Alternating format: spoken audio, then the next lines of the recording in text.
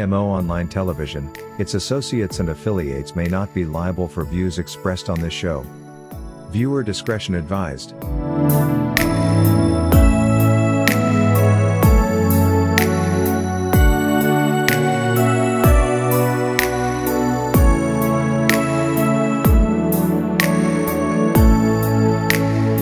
Mbalamusizzaako mwena gye musinzira okubanga mulaba TMO Online Television. Mbayozaayoza okutuuka ku meefuga g'eggwanga Buganda ssaako n'eggwanga Uganda eryawamu. Yenze Kanka Kapita natuddeyo dda okubatuusaako program ku nsonga eyo, nyogera okuyozaayozaako ensusa abalina kye mugasse ku ggwanga lyammwe Uganda ssaako ne Buganda.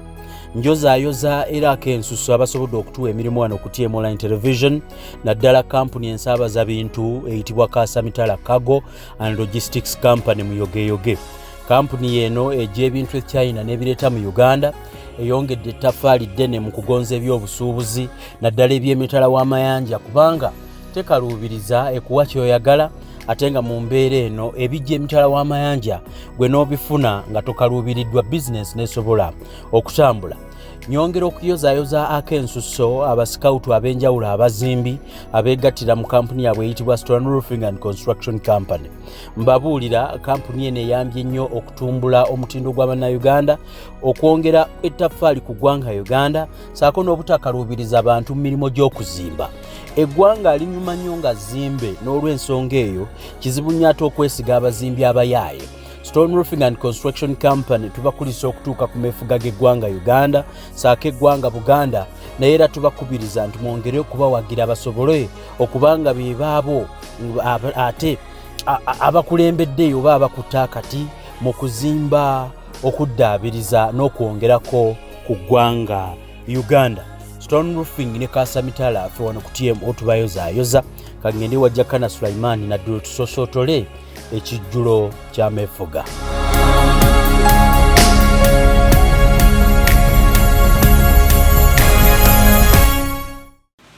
Olwaleero nzize ku kigambo meefuga.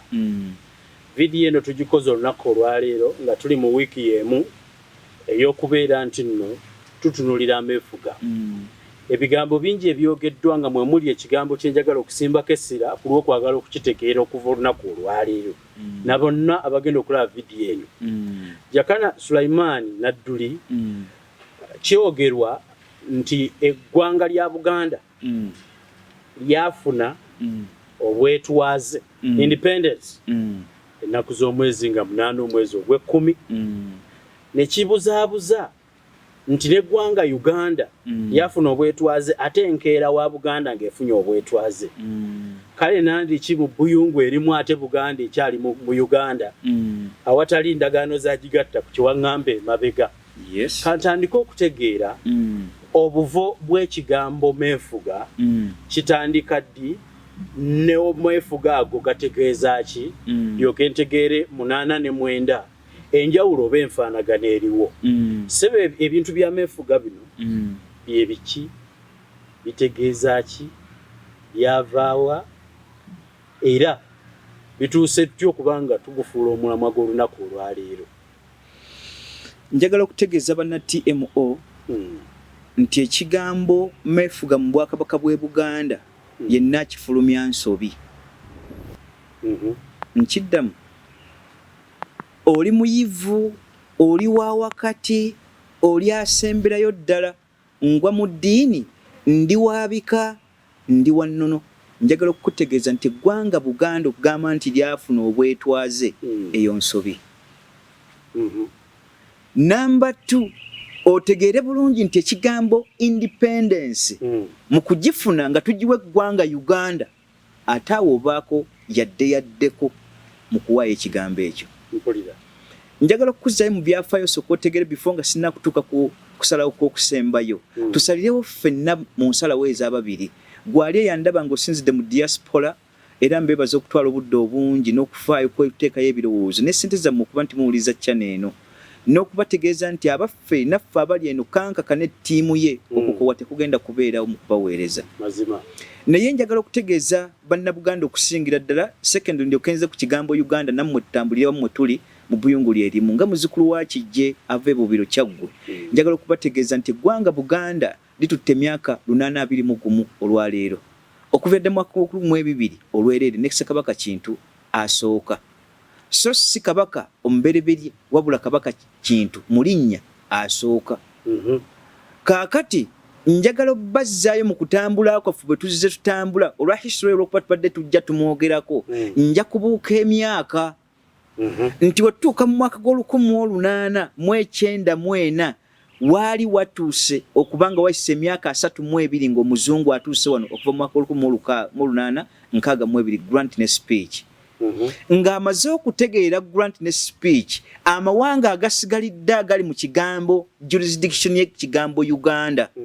ekitannaba kuzimbwawo wabula amawanga ago bajja bageetooloola nga gonna baganoonya mu kingdoms zaabwe okwagala okugagattira awamu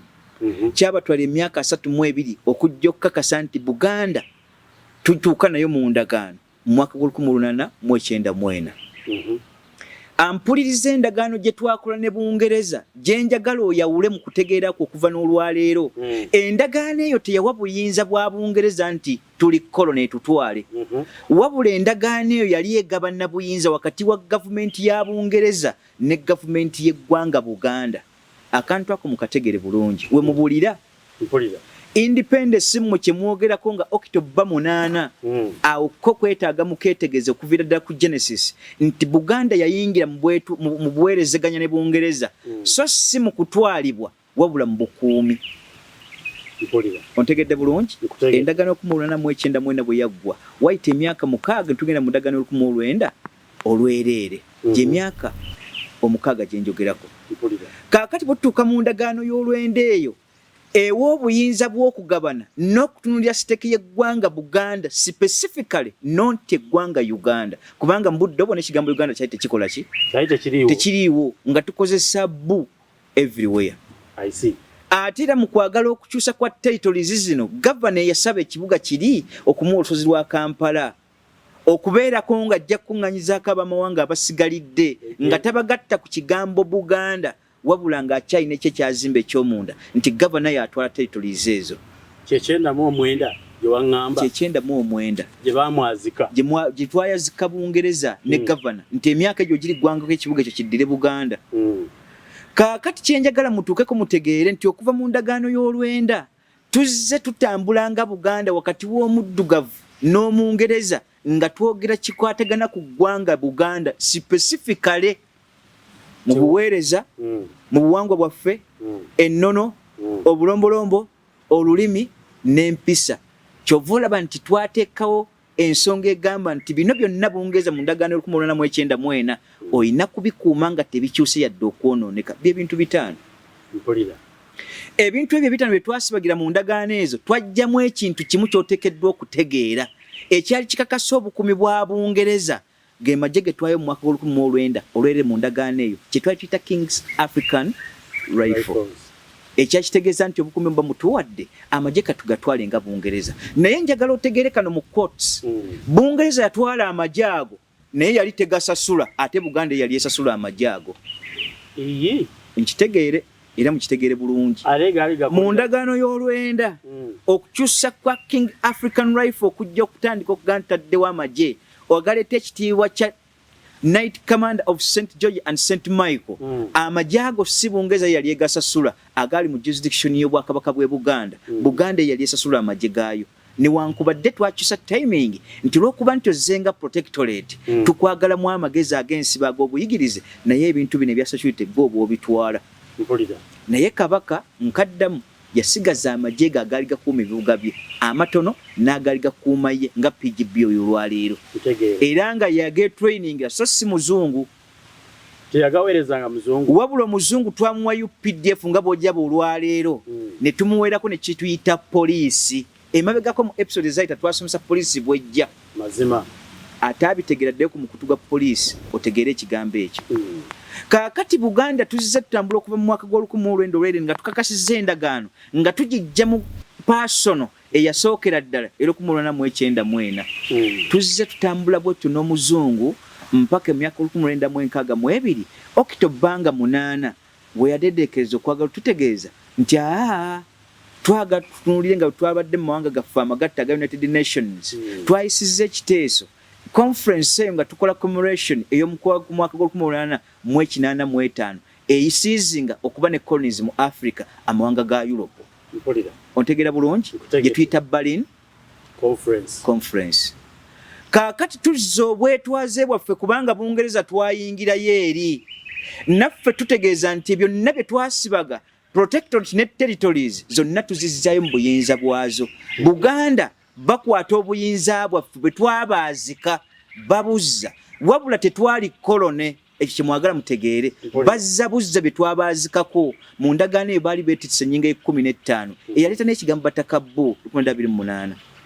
eyali yogera ku ttaka kubanga obuyinza bw'ettaka we buli bwe butegeeza ate obuyinza obw'obukulembeze kubanga abatalina butuulo ate obukulembeze bwamwe bugenda kubeerawa obuteekawa tebuliiwo. Kaakati bwe batuddiza ebyaffe bye twabawa twali tetulindiridde independence kino kya bujega mmwe bannayuganda abayogera ekyo abalina n'obutategeera obwagala okutunuuliza eggwanga Buganda omudumu nti baali beekuza tekwali kwekuza eyo yali entegeera eyaliwo mu budde obwo nti era n'essaawa ya leero tukyabalaba nga mukyetaaga okuyambako mutuuke ku level y'obutegeevu Buganda kwe yali eri. Emyaka 694 gyava mu 2000 mpaka 1894 kambuze jakana saawa eno waliwo obwetaavu bw'abalala okubatuusa ku butegeevu Buganda bw'erina. Vaawo naawe bategeera wa badde manyi nti bategeevu okusoma kubawadde tegeera ekintu kino mu bayivu nammwe abali mu kisalireko omusango bukeera butya ofuna opondo n'ova gy'ovudde n'otegeeza leero yasemye akamwa ku Bwakabaka bw'e Buganda nga mu buyivu olwaliro nakibuuza temukugiddwa mu magezi eddiini mugisomye olwayo tulina n'etteeka erikukkiriza omuntu okutaaya global wide oba world wide ne weetoola ensi yonna okunoonya amagezi g'okola ki lwaki bamukomawo temusibira mu buwangwa bwammwe bajja Buganda ekyo kikyabategeeza nti mukyali ba wansi.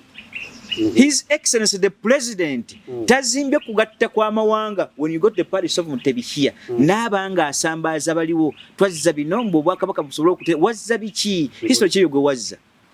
bwe yavaamu statement y'ekyana ekiteesa embeeyo ddala nga bw'omupimapimamu abatawera ng'oli bwe yagamba nti opimiddwa mu kipimo nga totuuka nabwe kityo Obwakabaka bukuggiddwako olunaku President we yafuluma ekigambo ekigamba nti abazungu tebaatuwa jurisdiction si baateekawo ekigambo Uganda ne mmanya nti mbyafaayo muto ddala era teyabitegeera naye ate emabega waakyo busosoze bwe bubatawaanya obwongo be nkugamba abo nti bannayuganda tebannaba kutegeera kutuuka ku percentage Buganda mwe yategeera okwetwala kwayo kubanga ate singa be baali batukulembedde mu ntega gye baalimu baali badde eggwanga lyaffe byonna baaliwunika bunisi naye Obuganda okuba nti bwalina kubuzimbidde ne pira emyaka 694 nga kwe tugoberera omuzungu 68 gye mbategeeza bulijjo gyamulemerera okusuula Buganda ne bannayuganda bali okukakasa nti weebali kyovola nti Sir Frederick Crawford bwe yali asinzidde Kenya n'ajja wano yagamba it has been a duty bound and will ever be a duty bound to the fellow Ugandans, not only the Ugandans but the entire East Africa okwebaza Buganda olw'okuyimirirawo kwayo ku mugongo gwayo olw'emawanga gali agasigalidde kibakakatako kyakkalwe gye bali singa twalina embeera y'obutegeevu nga yali ntono baali badde ate bo bennyini beevuma Buganda okujja n'omuzungu ffe tetugoonyangako bwetwaze batusanga emyaka 694 tuli mu bwetwaze bwaffe nga ne betugobera principles weziri ne tubaazika ku bukuumi bwe bazza mu mwaka gw'1962 Okitobbanga 8 tuba tetunoonya bwetwaze twali already full flagged nation. Kaakati nkuzzayo ku kigambo Uganda okitegeere lwaki mwali badde muyayanira obwetwaze nti bwe tutandika mu ndagaano y'olwendo olwereere nkuzzayo mabega ojjukira ekigambo kino nti natandise nakyo nti omuzungu bw'atuuka mu mwaka 1862 grant ne speech kyabatwala emyaka 32 Buganda okukola naye endagaano okuva mu mwaka 1862 mpaka 94 gye emyaka 32 baali bamaze okwetula ebbuyungu lya Uganda lyonna gye liri n'obuwangwa obulimu kyova olaba nti abaasembayo mu kujja baatandika okuva eri mu Nile White Nile bwe baayitayo baagamba nti we have passed through the naked people bwe baatuuma abakedi naye ng'ekyabatuukako baagamba nti ekibo bali savaged character ku lw'ensonga bafumita abantu babatta busi tebawuliriza tebalina kye baagala kumanya wabula buli gobalako mulabe ne bwe tuuse wano mulina ennyambala mulina obuwangwa mulina administration etwala amakomera etwala obulamuzi etwala buli kimu ng'ate mmwe muli banjawulo mu ntegeera bwe twasomesa ku episode eyita twayogera ku muntu gwe bayita chain long yali ava mu Egypt bwe baabula amagye gaabwe ne gajja gagwira wano naye bagenda osindika chain long ajja anunula amagye gano ku Lugard kugundi ku Muteesa agasanga weegali nga Buganda bagasizidde mu nvubya babasibye era bagamba nti eggwanga lino kkulu ne butegeevu bwalyo okukakasa nti bakwata abasibe ne babalekawo ne balindirira ani agenda okugoba kubanga kabaka yalagira basimba amagye okugajja erubaga mpaka Buluuli ne gasimba mpaka lwe bakwata abazungu abo 374 ne babatereka wali tekuliko n'ogwo gwe batta naye baatuwa ekitiibwa olw'obutegeevu okumanya prisoners of war kaakati bannaffe bano babayitamu nga bayita bukunya nze ku ggwanga Uganda olitegeere bulungi lwaki mwali badde mwetaaga obwetaaze bwe tutandika endagaano y'olwenda n'omuzungu tumaze okugikola twatunuulira ebintu bino wammanga omuzungu yali atandise ng'omutego olw'endagaano ze twakola nga era tusitadde nze nga tuli bazibu mu ntegeera nga ne bwe tulina principles zetugoberera yamanya nti mu byanaanyaga bijja kuba bizibu olw'endagaano eyasooka 1894 eyali emuwa obukuumi so si kugamba nti tuli protectorate manya nga koloni abbiremu ebyaffe naga nti upstate eno tejja kusoboka kunyagika tulina kufaala states ziri esigadde ez'abali ababuyabuya muzungu ye mu ntegeera y'emyaka 32 yali amaze yakimanyi nti bwamala okukola endagaano 1894 emyaka 6 gyagimwadde mu Kkwo naga nti katutandikewo ekigambo Uganda tusabe kabaka akkirize atuwa olusozi luno Kampala nga lwaffe ngaffe tukuŋŋanyizeeko abamawanga bali nga tebajja Mmengo kubanga eggwanga lyaliwo eriri nga lyetongoleredde onfuna bulungi baatandika obulagaano bwabwe bwennyini bujja bwe tusomesako nti baatandika na ankole lwenda olwereere tumala toolo lwenda olwereere kabaka yakkiriza n'abawa wali kubaazika si kubawa emyaka 99 bakuŋŋaanyizeeko bannayuganda bali amawanga agasigalidde zi states ziri saawa eno betuyita betuyita Uganda eyawamu naffe mu baatusiibira era ojja kitegeera mu maaso lwaki kaakati bw'atandika okuba nti atunudde mu incident eyo agamba atya nti toolo yajja no lwenda olwereere ankole lwenda mu gumu Eastern lwenda 3 onfuna bulungi Kigezi lwenda mu 10 ne tujja mu West Nile ne Madi lwenda 12 Lango Nakyoli lwenda 14 n'agenda mu Karamoja lwenda 26 Bunyoro n'Essemero 13 obulagaano bwe balina mu kujja okwegatta ku kibuga Kampala ne Governor tebwali tebaleeta ggwanga Buganda bwali baleeta eri Governor bo okwegattira waki awamu nzijja ntegeere ekigambo Uganda kizimba okuggwa kiva mu mwaka gw'olwenda olwereere mpaka 1933 obasembayo ne Bunyoro independence twagifuna 1962 nga wese ateera emyaka 3 mu emeka 28 okuddamu okufuna obwetwaze okuba kituta independence nga basinzira ku ndagaano gy'eggambe gye baleeta era 1885 gye tuyita Berlin Conference United Nations ebaga nti amawanga gonna agali mu Europe gasiizinga amatwale ge galina muki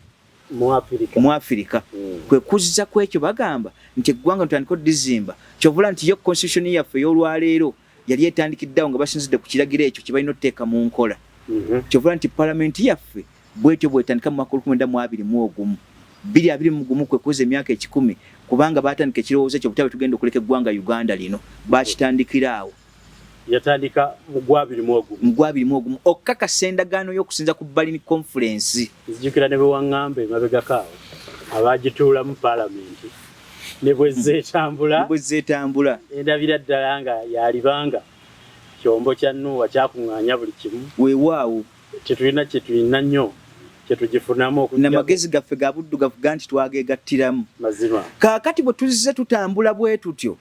tutuuka mu mwaka 1962 byonna biteekebwe mu nteeko Bungereza yali tesobola kugamba nti etweka y'obuyinza era ebuwe nti tufugenze mu independence ng'ensi ziri mmeka 2 Kalumanywera wano gwampuliza wotekeddwa mutegeerera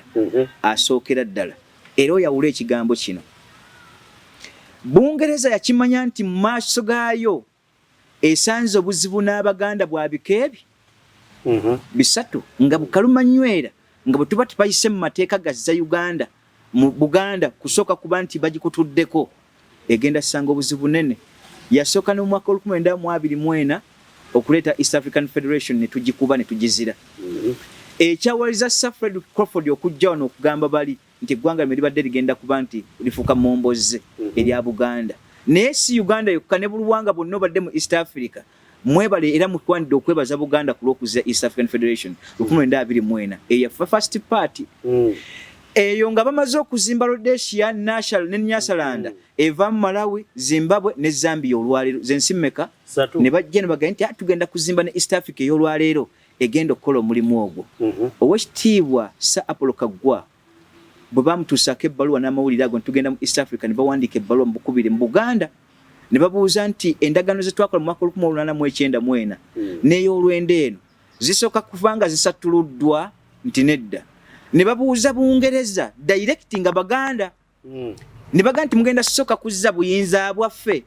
tulyoke tugende mu East African Federation nti nedda. Naga nti bwe bwekityo obw'obukuumi ffe tujja kwetwala mu East African Federation. Owulira obugezi bwe buli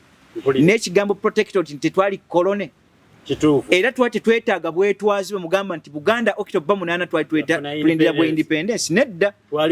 Twali ggwanga eryetwala obuyinza bwe twayazika ku Bungereza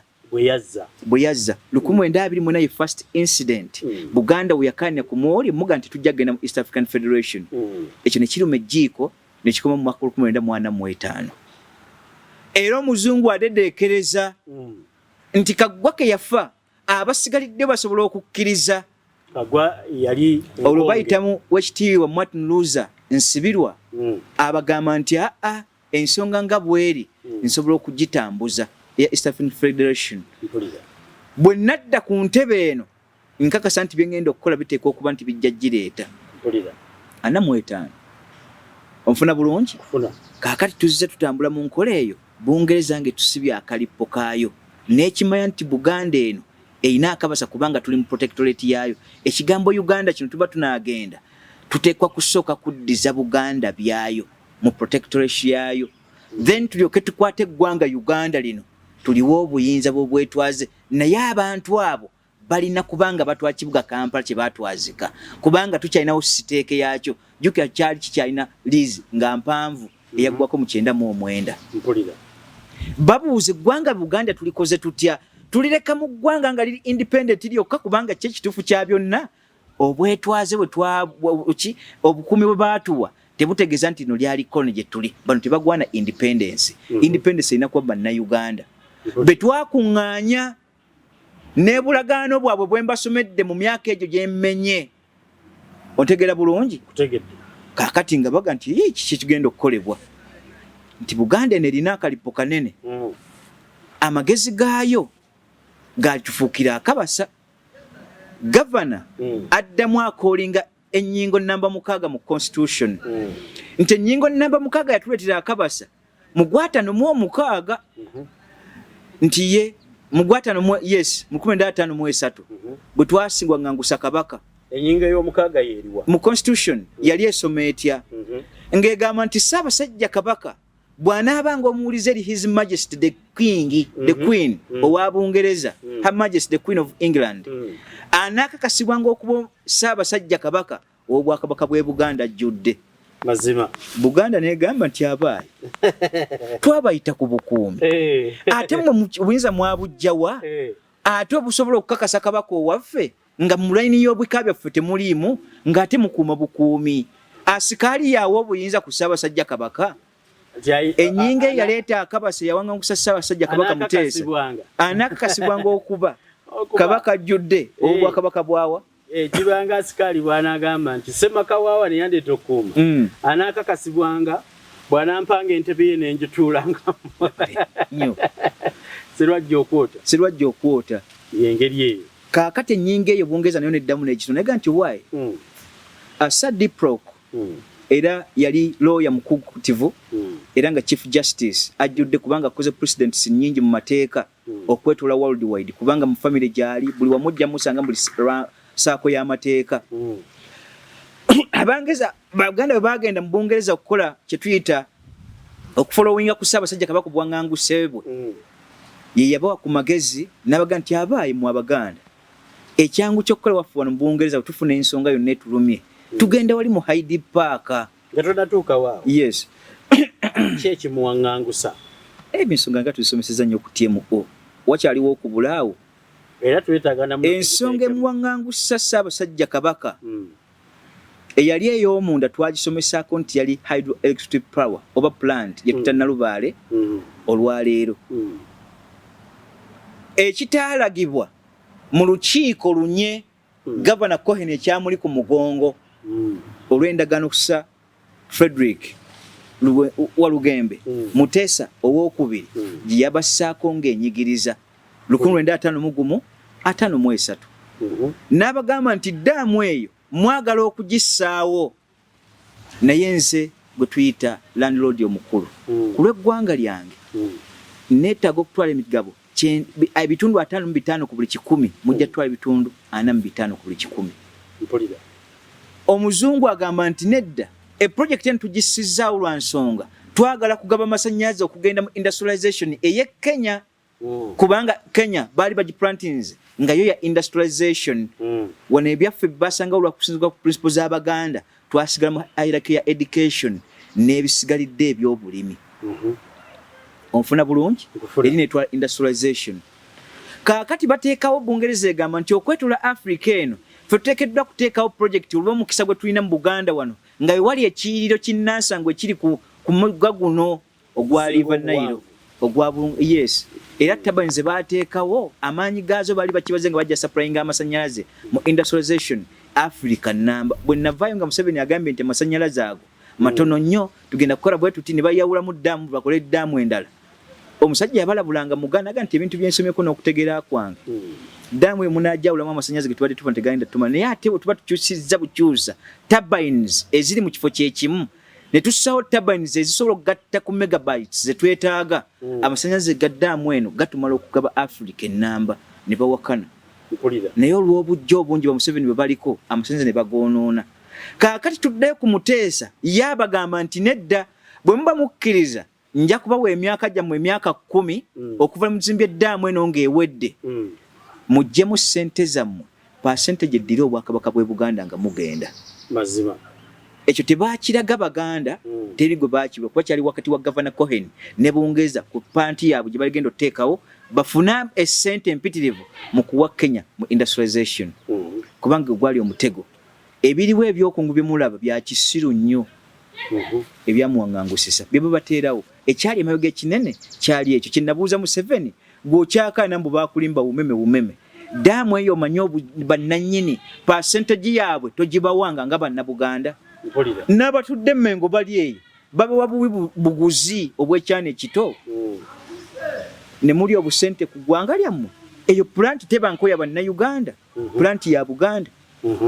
Makerere University banko ya bannayuganda Makerere University ya Buganda ewankubadde basobola ogisomeramu biyitirivu nnyo bweno n'ebyapa tebiri central government Museveni sengata producing nga kyapa ekyo ku lugezigezi bwe balina n'obunyazi goza Makerere yali bati bagyeguziza tunula Serena bwefaanagana ani agiri mu mitambo simanyi bayitirivu beeyo baabo bibwe bityo bizze bitwalibwa naye byaffe mu ndayira bibiri political bibinagwawo agenda okujja okukyusa ejjinja lye lyakyusizibwa agenda kujja agakyusa gali unturned gabirenga gakyusiziddwa gadde mu mbeera yaago kale mu kyo mu ekyo kyembadde ntukako kyekiriwa nti akatundu kali namba 6 kaleeta obuzibu buki bungi bunene era abazungu twabateekako nga batugenda nti mugende mu Hyde Park naga nti ffe waffe yakwata kabaka waffe tumumanyi yali Gavana Cohen ne n'abakyala wa Bungereza ate tugenda mu Hyde Park yakwata kabaka mugende mwekalakaase omusango guyingira mu court diplo nga agutunulamu nga baga nti Bungereza teyalina buyinza bukwata Ssaabasajja Kabaka kubanga eri twagendayo na bukuumi nannyini endagaano ye beneficial omukulu yali Buganda. Kale mu kyo kye mwakola okwangangusa Ssaabasajja Kabaka yali nsobi gwampuliza nkulaga kutegeeza kitwali tetwetaaga kye tuyita independence ekyogerwa kino kive mu kamwa kammwe Buganda tekanirangako independence kubanga oli yali yeetwala n'abatwegattako mu bukuumi kubaawe ejjulirako kapapajjo so sikeera nkya nti batutwala bali tebalina kye era mu ebyo bazza buyinza n'ebyo twali tubakwasizza kyekyateesawo Buganda Land Board olwaleero ekuuma ebintu ebyo ng'ettaka ennyingo 15 yonna eggwere wali lwaki tebagiggweza Buganda Obote ye gyabinyaga mu 67 okubifuula Republic naga n'ekigambo Buganda tekikyaliwo yenna anayogera ku ggwanga Buganda oyogera ku East Mengo West Mengo ne Mubende East Mengo West Mengo nachi ne Mubende n'alyokanyagayo byonna ebyaliwo nti yenna anayogera ku kigambo Obwakabaka ne monarchism wakugalira emyaka 12 mpulira etteeka eryo liwulira nga lwaki October 8 ebyakwasibwa Buganda ne biziwa ne biteekezawo n'ekigambo Buganda Land Board tebabikwata bwe mwabagamba twali twetaaga bwetwaze bwa Buganda ne batabizza Uganda mpulira bali bakimanyi nti abaabazika ke kaseera okusinza ku Berlin Conference obudde buweddeyo emyaka gye twewa okuva mu matwali gano ag'abaddugavu kaakati tuzze buli kimu n'endagaano ze twali tukoze abantu bano basobole okuddamu okuba nti beetwala bokka nga tubaliiko era tewali mukono kaakati eggwanga Uganda liri Omungereza yali amaze bazimbirawo ekyo nga gassa obusobo oba obuwangu oba Obwakabaka obulala naye yabulete mu ango baka pasite embi nga butegeeza nti bwe mutate mulwanyisizza Baganda bano mutemugenda kulya mpulira ofuna bulungi kyova olaba nti entegera yaabwe bagamba nti Kampala si Buganda nakiwulirako entegera yaabwe bwetyo bwebawa kyova olaba nti obutunulira Mbuya Kibuli n'ebisigalidde bo balowooza nti amajja okutwalawo n'ekitebe abazungu baakirekawo nga bakimanyi nti ebifo ebyo bitutesekwa mu 50 biri mu liizi so si kusasulibwa ku lw'Abannayuganda era emyaka byonna 9 bwe giriggwayo ebitebe byonna bikwatibwe biddizibwe Obwakabaka bw'e Buganda awo wonna byenkulaze Bungeze gendo kitunulamu kwe kugamba nti mbabuulire lwaki tuleka eggwanga lino kubanga ligenda kubanga lyetwala nga bwe twalisanga tugenda sisanga obuzibu bumu betubanyazeeko biyitirivu tuteekeddwa kubasiba eri babulwa obwongo bugenda okujja otubanja yekoze ekyali enkulu ereka Bungereza okufuna obujja Obwakabaka bw'e Buganda bwe baali bazza baali bafuuse bakigwanyiza nga balina ne bebanyaze ne batya okubizza mu bulambulukufu n'okubanjibwa nabagaa tubateeka eri tubaguumaaze tubalimbelimbe era omutego gwe baagutega bakwata social worker yali omu budde obwo ate yali yasomye psychologist mu science era n'enteeseganya gye tuyita intermediate ezigattaganya b'amawanga governor Coates ne bamwegera ne bamugamba nti Josi tukogende mu Africa otuyambeko kussa Frederick Walugembe ogezeko okumunnyonnyola ngeri gye yadde mu 1953 mu 61 omututegeereze era omukake asobole okukiza okutuula ku ntebe eri ey'eggwanga kubanga bwe tunaabaleka eno Bungeza mu budde buno ebyokusasula erina bingi mu b'amatwala bayinza okujja nga bakireiminga naye akabasa ke tugenda osisinkagana Buganda ejja tubanja kingi kubanga ku lukalu lwa Africa lwonna n'abazungu bonna gye tuyise endagaano gye twakola ku lukalu Africa mu Baganda mu Central eyaabwe neyasinga n'eya America kubanga America yoyo Obungereza we yali egikolonizinga tewaliwo ndagaano etegereke baga nti mu mugende babatwalanga koloni so nga ate mu baddugavu Buganda twali protectorate bajja kutuwa waabira byonna bye tulina biyinza osesemanga tufunse ku ntonokeze eyo naye tubasibage tubaleke eri mu kigambo Uganda basooka bafune proclamations ezigenda okusooka bukakkakanya naye bajja baana bageza abo mpulira bwe buuka butandikira entya kati oli governor kutusinga zewano okulimba Muteesa n'amuteekeri atule ku ntebe era telegram eyaabwe yabungeza yafulumya nti omutego gumaze okukwata oba akamasu kakutta omutego emmese lwaki nti Ssaabasajja Kabaka waba yakkiriza okusooka otula ku ntebe eri tewakyaliwo ngeri gyagenda kuddamu jigaana ate omulala okubanga gyagituulako mazima nga ne Buganda naye ekkiririzaamu awo batuyingiriza mu kintu ekyo eky'obwekwesuze ekyobusiusi nti tuli eri so nga ate twajja tuli independent ate tubanko koloni twali twasibwazi sibuyinza kaakati October 9 wejjira balayiza Ssaabasajja Kabaka mu 64 okakasa 63 okukasa nti yagenda otulako nga Namulonda asoose manga kuki ku ntebe y'eggwanga asoose nga first president kyovulaba nti 63 twatulako 63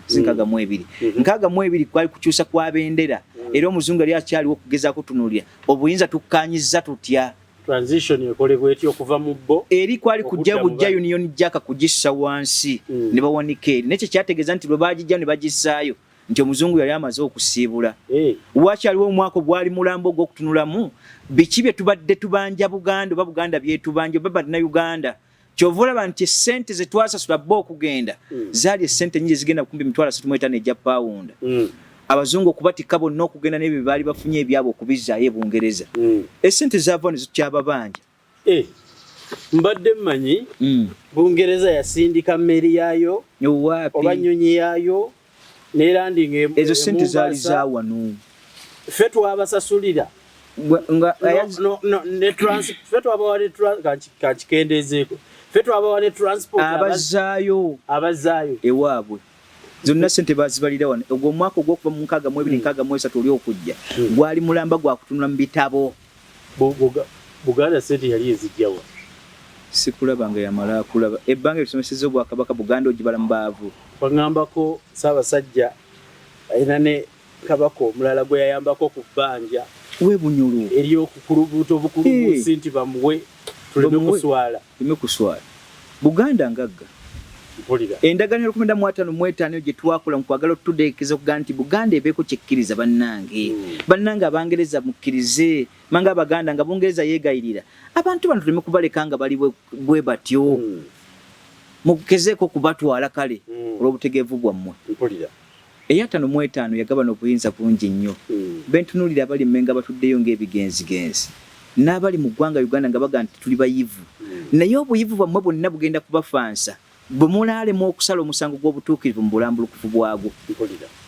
ne mugezaako okuyita eno bwe mwegira bweti mwenyola ekituufu mukiyitako wano nkuyege kuggi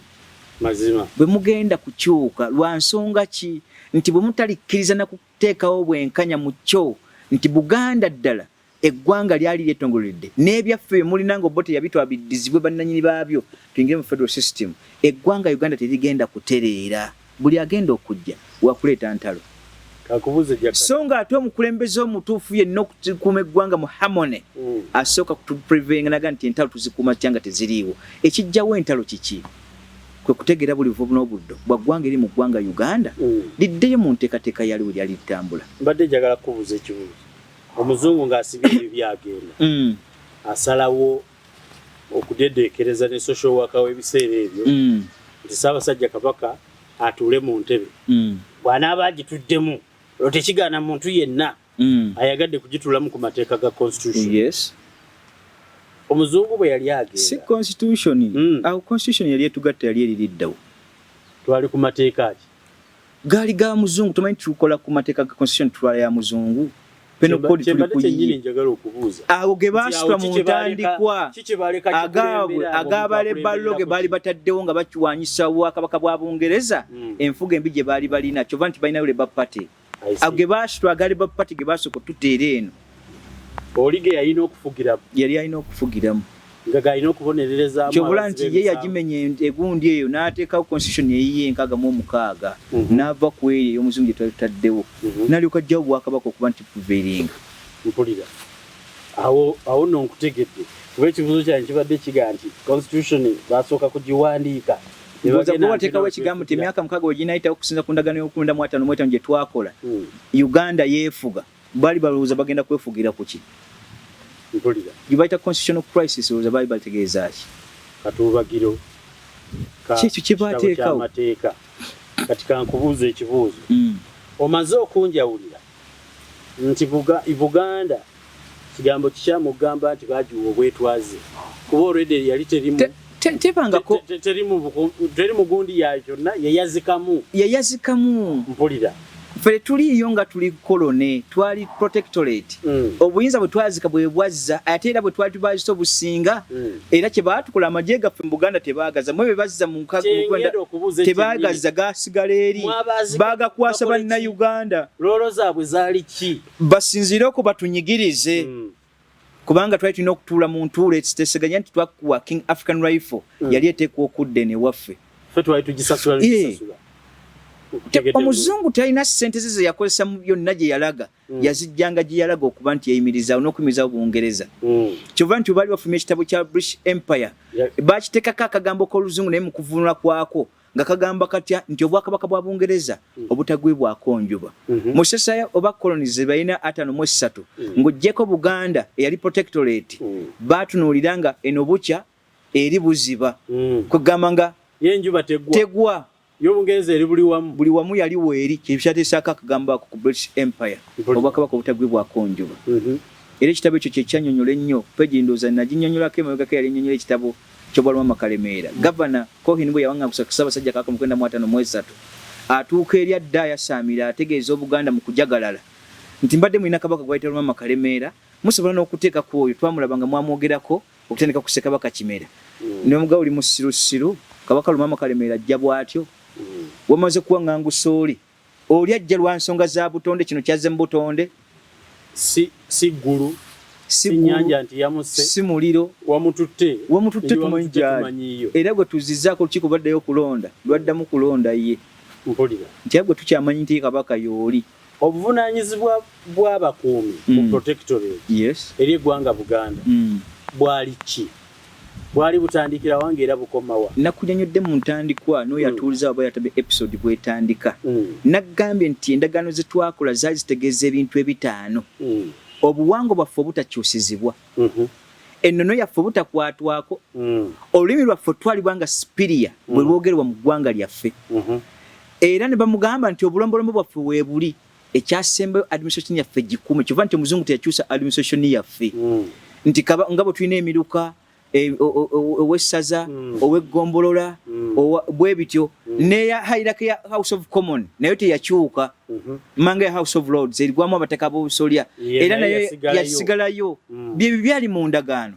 era kyova olaba nti mu mpeereza yaffe y'omuzungu mu ebyo bitakyusizibwa kyova olaba nti amatwale gonna gy'oyita gye baagenda ne bw'onoogenda eŋŋoma ne bw'ogenda mu Western egombola yasigala gombola kubanga bajja administration ya wano bagezeko jiguza bali abaali mu ludda luli ne bw'ogenda ekapera byongo gulu egombola yasigala gombola gyabwe Luganda kubanga administration bajja n'esyoka esaasaane mu bali kankubuuze jakano mu kiseera kino kye tulimu ekyokuba nti tuli mu buyungu limu erya Uganda Abaganda bakkiriza batya ekintu ekyo tufuukidde ng'ekitaali kituufu okutuuka okulaba nga kati tuli mu Uganda abaali eggwanga eryetongodde tutuuka tutya mwene embeera how do we come embeera gye tulimu Bungereza tukwatibwa obujja bunene mazima kyova olaba nti bwe baamala okutuyingiza mu kintu kino ekikakasa Bungereza okuba nti yali mbi gye tuli Oweekitiibwa Ssaabasajja Kabaka bw'awaŋŋangusibwa bw'amala okuba nti akubiddwa obote n'alinnyo bw'ati okugenda okunoonya aseera mu Bungereza teyagiwa attention era Buganda tebaatuwa attention lwaki twali mu bukuumi nayo neetuleka mu kigambo Uganda onfuna bulungi ng'emaze n'okuzza obukuumi bwaffe neetateekawo nsalise nti Buganda yasigala yokka naffe bepadde tukwayiza bannayuganda musigadde muki mu ndagaano ezaali badde sigalawo tugatta bye bifo ebyagabibwa mu lease ebituddemu bali naye kabaka bwe yatuuka e Bungereza baamukuba kyamuli so nga ate weewuunye waliwo kye tuyita United Nation mawanga amagatte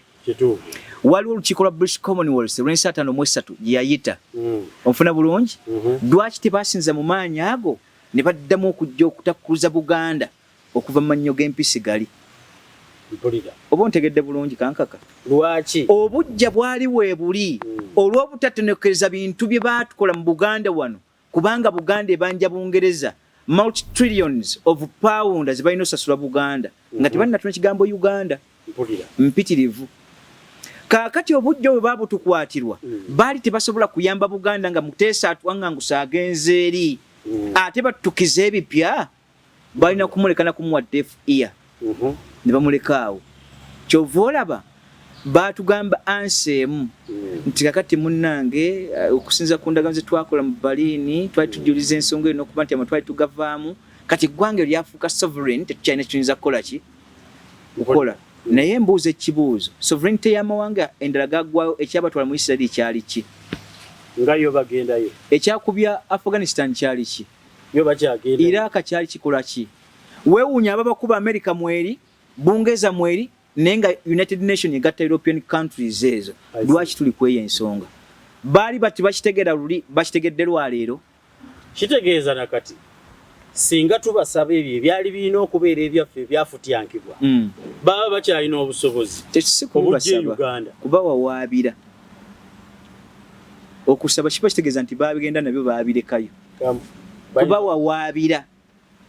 ensonga ziri bbiri gwe zotekeddwa otutegeera Munnayuganda oba Munnabuganda most especially nti eggwanga Uganda bwe linaalemera ebya Buganda it will be a mandatory nga bo bawadde eriwe Buganda okwekutulako tekitwetaagisa kukunamira ba Museveni ano yali baaliwo singa ali baagaanye kiri bakwaffe kwesula mu judgment okuva n'olwayo Buganda yonna weeri mu gisusu yayo tutegeera kabaka na buweereza bwaffe Uganda tugiriimu kigambo bugambo kyokka kimala nga kise mu ssebufu bwangu n'Abaganda abategeevu kulwa mumaze gwe tutuuseeko n'eggwanga bannayuganda bimutusuusizzaako kankubuuze Buganda ewulira bubi ngeri ne bannayuganda abalala ekyo bw'okibuuza nze kankana wejjamu oba toli wa kinyomo gw'owulira ki nze nga nze mpulira okunyigirizibwa okungi bale nnyo oli bwagamba okutatuddemu gwe wekka gwe bajje ku masannyalaze e Buganda ate gwe gugenda okugula ebikopo webale nnyo nga tetulina na percentage edda Buganda mpulira obulumi n'otunuulira ekibuga kyaffe sikwamazi 12 olina gamba nti kyabannayuganda awatali musolo gwonna guvaayo percentage eweebwa eri nga olwo n'ekigambo Capital City Authority mpulira obulumi nga first lady w'eggwanga Uganda webale nnyo alina emmotoka oluseregende nga namasole yagenda n'okuva mu bulamu bw'ensi eno nga yeevuma gwe waŋŋamba yali eyawa first president waki w'eggwanga nga kabaka namulabako mu lukiiko olugenda okusabiriza ssente kale saali kiyise kusabiriza bwe yamala ate n'agenda okufuna obujjanjabi ekyataputibwa oluvannyuma tiragenza okukima ssente kuba kusabiriza kakati obulumi bungi mazima ddala kunyigirizibwa kwa kika kyawaggulu guno nga nti eggwanga Buganda weetuli mu bulumi obwo bwonna bwe tuyise mu myaka 59 gye tugendamu Buganda ennyikiddwa bunnyikibwa ate gino ejjaana Museveni gyagenda mwana gagenda otutukalabula sebe okutukulembera nkuli kwava mu kukulembera si kukalabula gwe tobyawulanga obukulembeze n'obufuzi ebyo byonna ng'obiyiseeko ono ye atutadde wansi ku ttaka ali mu kutuwalula atudwaginga budwaginzi ali mu kutuwalula buwaluzi si kutuvuga mazima kale nja kusaba abali eyo mubeere nga muyigidde ku kigambo ekyo katuwumbewumbe puroguramu eno n'obubaka tukyalinawo essuubi ly'okutereeza lwaki nedda kitwala butegeevu that's all mpulira kugula magezi ago abagalina tugagattaganya tutya tutuuke ku nsonga y'okutuuka ku dialogue ez'okutuula awamu abaffe bannabyabufuzi abajja kino kigenda wa Bobi Wine nawulirayo abajega bannange nkibaddiramu Jakana Sulaimani Nadduli mu bwomu bwange obutali bwa Katonda mu kitiibwa kye naye nga bwe nagamba nti nze ng'omu gwenga gwe sirinayo n'omuntu naago nkiddamu nga ntudde mu kamera gwe neeguya ebbanga ly'omala ng'oli ku mukono gwa kkono ndisigala omu ku bwange nga nze nga mumanyi kikyendiko kyekituufu naye ekyokka era enkya nti Bobi Wine tasoobya tawabulwa muba bajeganya abawansi ndayira mu linnya lya Katonda ebibiina by'ebyobufuzi olwo lumbe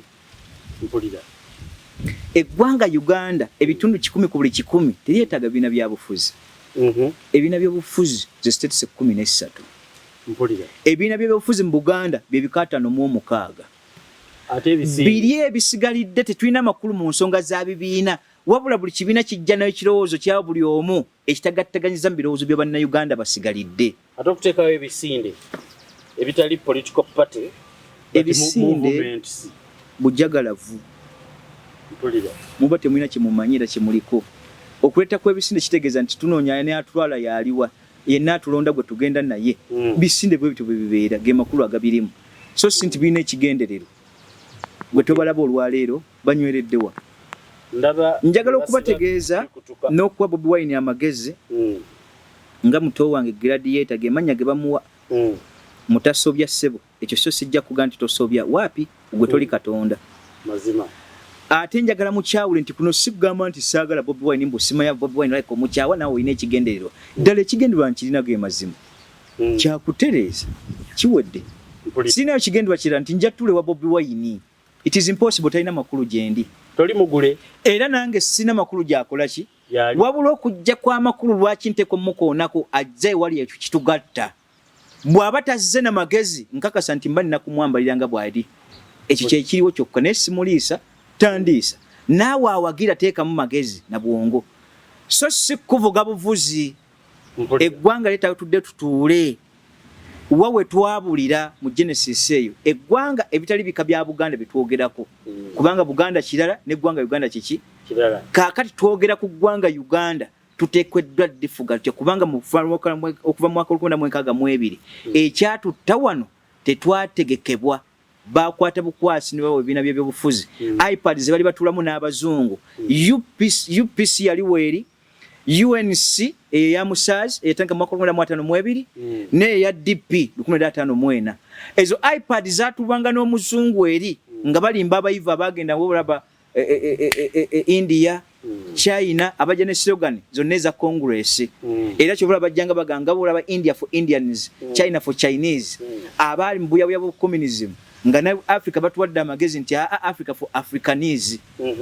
nitujja ntandika kukola bu Congress obwekyane kito naye abazungu abali wana abangereza bali bamaze odedekereza ate abagenza okusoma abayivu batwala eri ne bategeeza nti we tugenda okuva wano mu abayivu mwe muddawo enkola y'obwakabaka tejja kusobola kuvonya wano mu kutegeera hawusire Bwingereza bweri ngeri ku bwakabaka ate netto obwakabaka bw'abannaabwe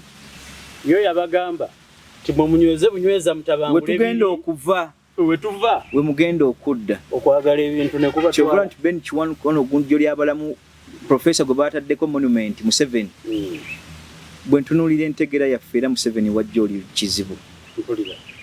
omusajja avaamu statement nega nti byonna botte bye yakola yabisanga ku mmeeza nga tumaze bibaga naye nga ate kibwewunye musajja Muganda tujja kumuwa omulamu oyo kaakati bw'otunuulira ebintu ng'ebyo eggwanga tugenda otutuuka mu bwetwaze bwaffe tewaaliwo kutegeka nti tutudde direction eno ng'evudde mu ntegera y'abaddugavu nabaki mu steps 13 baatusibira kintuntu ne bakituleera awo ajja yajja kyobula nti Buganda enyigiriziddwa kinene tutunuulira abantu abo gye tutudde tuga nti naye abantu abo bategeera lwaki ebyo tebaagala kubyogerako kaakati Bobi Wine ozze ng'oli mwana Muganda Constitution yogera ku kigambo mona kizimu ya the federal system nze jakana somani Nadduli jenva kiriza mu ebyo ndumenti ngenda mu nopo bwe byokiririzamu tebiriyo tabirina mu ye ne mukamwake ne bwanonyeza mu campaign njagala bwe nabansereka video yako nyinzo kuba sinze yakawulira nga Ssaako buyabulize bwe yogera ku kigambo mona kizimu oba kitita federal system kakikubulire bwe yakyogerera Bobi Wine ayogera ekigambo nti twebereremu mwekyo jakana kyokiririzaamu osobola okukkiriza nti kijja kusoboka ne weebereramu n'okyusa obukulembeze kanka kuyagala kuonooneka badde manyi kyekyo kwasinziirira bubuuza nedda ssebo mu buyivu bwo ekyo kiwa makulu ki okwebereramu tekijja straight kwebereramu ku ye nti mumpagire kwebereramu ku ye nti mumpagire olaba Kristo ye yabeeganaga nti yenna alemeddwa weetikka omusaalaba gwo oba ntegera bulungi teyagamba nti nzize ku lwammwe mbafiiririre we mugwetikke gw'omugwa tugamba nti ebizibu ye manifesto yo ku lulwo so si kulwa bannayuganda kyoba otegeeza okwebereramu ku ki mu ntegera ino kisibaga nakyega nti mukweberera kuba buli tteeka erijja libako entonokeze lwaki weeriri bazima kaakati naawe kwebereramu wali otegeeza ki federal system gye wali otunyonnyola kwebereramu kuwagira omuntu yenna ng'onaamuwagira kuno si kuwakanya Bobi Wine naye mu manifesto ze n'ebyo ebikolwa bye tebinnamulaga kuba munnabyabufuzi kyova nze ebbanga lyonna nkiddamu nga sikirumyemu tewaliwa opposition yadde abo batufuga gwenda munnabyabufuzi ali wase kufuga ggwanga Uganda tannabaawo mukyali mu byagadi bengalye byakyana kito mudde mutegere ebyafaayo bwe bitambula abaffe ensi eyagala ki tekinologi tebatwala obwongo bwammwe nti mu ntegeera yammwe ejja suula nsi bw'erina okubeera tekinologi ate si ggwanga mazima eyo nkola eyambako webale nnyo okuddukanya states 13 sinnaziwulyako bw'azoogerako Bobi Wine tannaluma mannyo g'ekigambo federo kimukaayira mu kamwa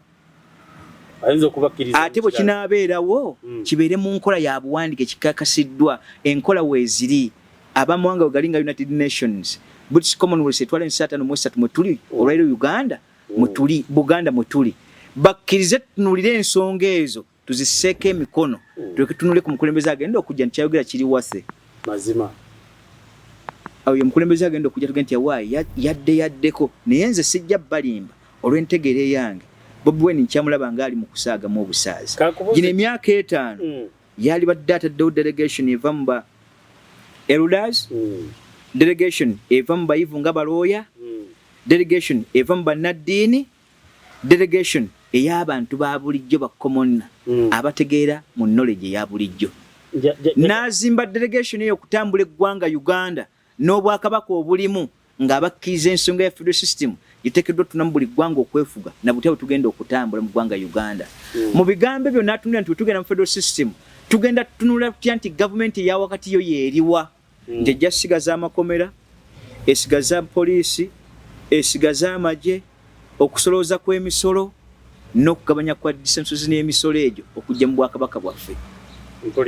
kaakati federal nga sente eziva mu district eziva mu gavumenti nga zimaze okukolektinga zinaagazibwanga ku percentage okusinza ku ggwanga eri omusolo ogulivaamu lwaki Buganda erinda kalamojja ng'ezaawo ze zigendayo kalamojja esange Buganda mazima erituuka ddi abatamanyi na kwambala naye mutujogedde ddala bannange kaakati naffe Abaganda abaliwo twamala gampalula nti Bobi Wine muzzukulu wa Kayiira Gaajule yazze waapi alina interest zatannatugamba eziba mu ye ng'omukulembeze ffe ze twagala prerequisites tulina omuwa tulina ziteekako na biwandiiko ezirikako ekyo ekyomunda kyatatugambye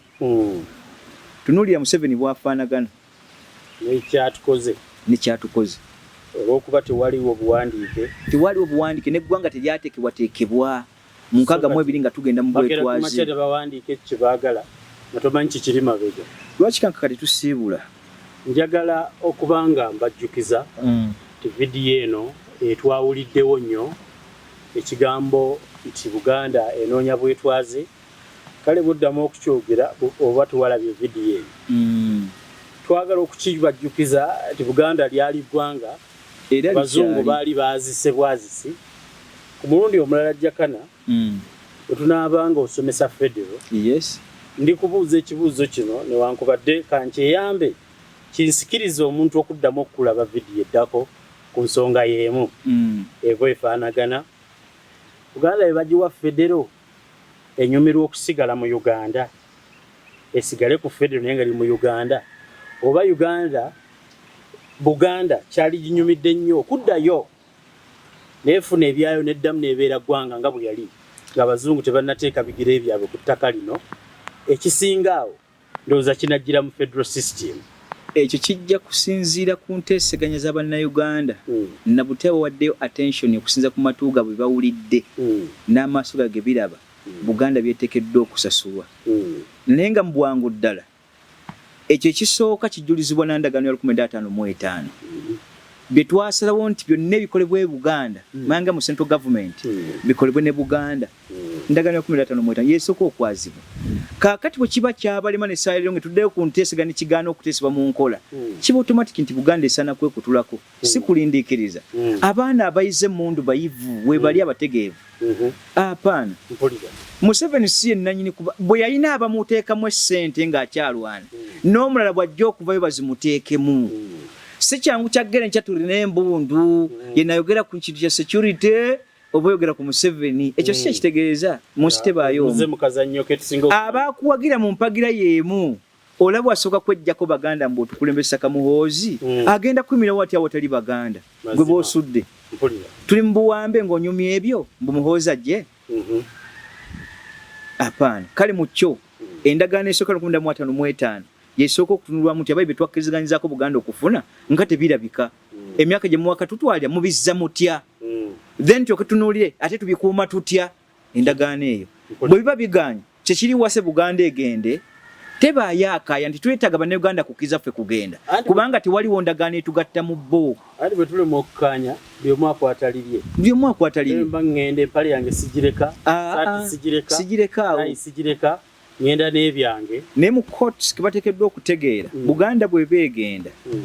buli asibagiddwa mu jurisdiction y'obwakabaka bwa Buganda nga yagula mu Maryland ali mu bwakabaka bwa Buganda nateekayo business omusolo gubadde gwewa central government gukyuka bukyusi ne gubanga kuweebwa mu Mengo togobwa bugobwa wabula ate ebibadde bikolebwamu bye bikyuka n'obeera ng'obweyamo ebbanga lye batagenda kwaza nti wabifuna otya Katonda bankuumire